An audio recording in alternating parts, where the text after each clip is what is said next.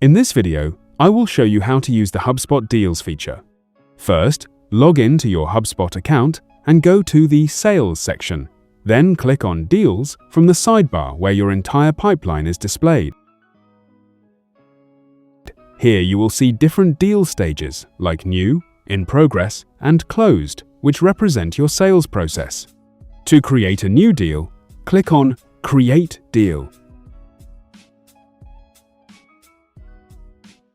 Then enter the deal name, select the pipeline, assign the deal to a contact, and set the deal amount.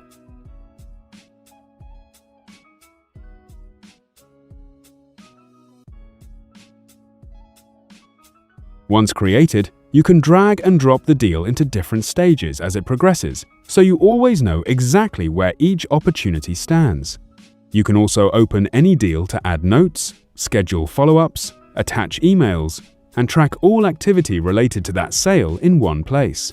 HubSpot will automatically update the deal history, so nothing gets missed. This makes it much easier to stay organized and focus on closing more sales instead of managing spreadsheets. If you found this video helpful, subscribe to our channel.